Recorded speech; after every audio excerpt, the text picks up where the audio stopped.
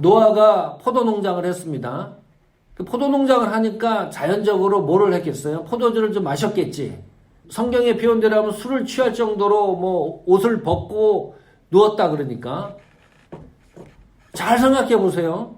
자, 노아가 좀 술을 취해서 알몸으로 그것도 밖에 나와서 잔 것도 아니고 장막 자기 집에서 잔 겁니다. 이게 뭐 그렇게 크게 비난받아야 될 부분인가요? 그 술 먹은 사람들, 우리 시골에도 전에 보니까 술만 안 먹으면 천사예요, 천사. 너무 착한데, 이 친구가 술만 먹으면 아버지를 두들겨 패는 거예요. 그냥 뭐 어떤 사람은 폭행하고, 어떤 사람은 길가에서 뭐 잠을 자고, 술 먹으면 어떤 행동들이 나오죠. 근데 오늘 성경에 보면 너무 간단해. 그냥 노아는 포도주를 좀 많이 마시고 너무 취해가지고 장막에서 잤다. 그 잔 것을 아들 함이 밖에 나와서 형제들에게 알렸다. 그런데 노아가 정신을 차려서 가나안을 저주했다. 이게 성경 내용이잖아요. 이 정황과 스토리를 가만히 생각을 하면 충격적인 겁니다. 노아가 한 행동이 그렇게 비난받을 일도 아닌 것 같고, 뭐 술 먹고 노아가 어떤 방탕한다거나 나쁜 행동을 취하지 않았었고, 그리고 함이 다른 사람에게 알린 것도 아니고 셈과 야벨에게 알린 거니까 이게 이 정도로 저주를 받을 정도로 심각한 문제였는가? 그거 성경을 읽으면서 고민을 하는 거죠. 문제는 여기에 있습니다.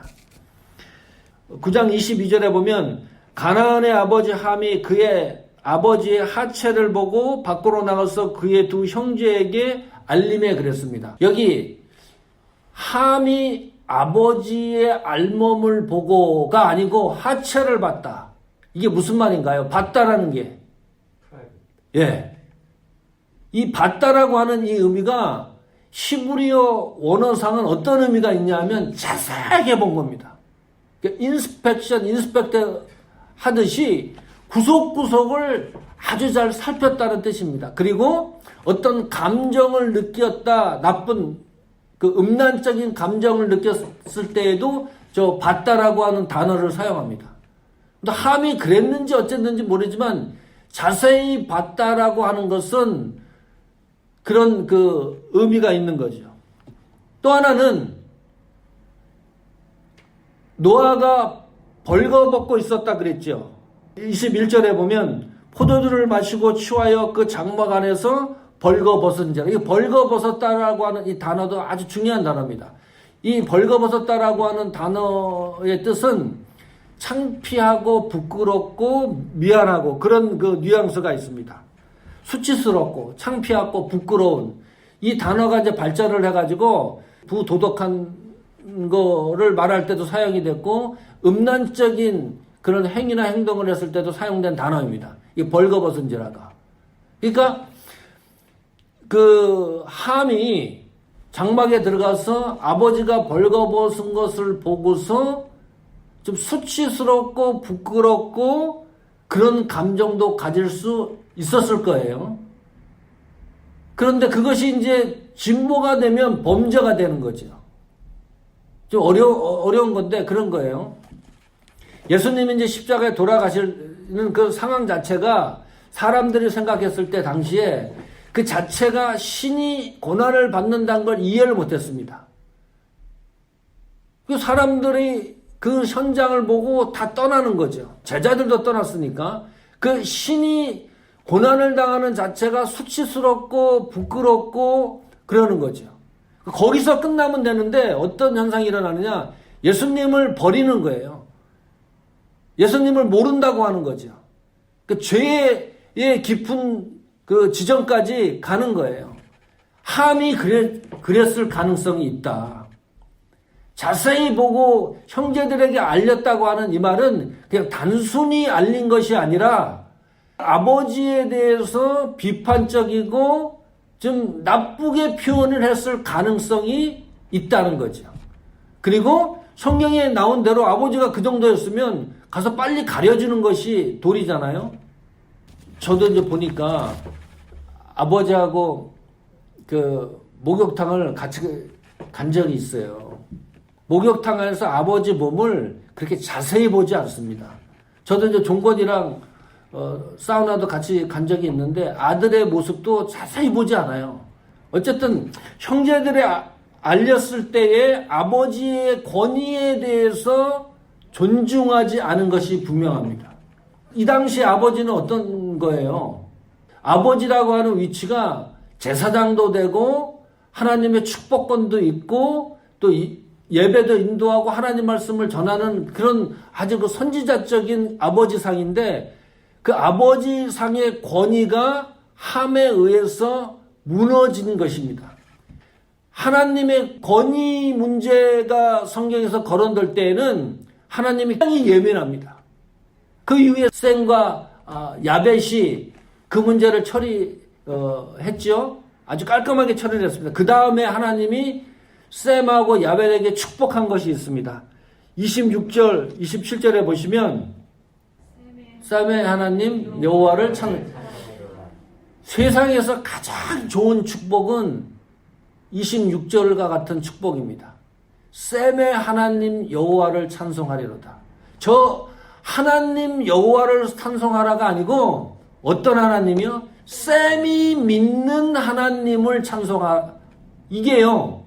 다시 말하면 백승철이 믿는 하나님 여호와를 찬송하라입니다. 이거는 세상에서 이것보다 크고 위대한 축복이 없습니다. 사모하는 교회의 하나님을 찬송하라.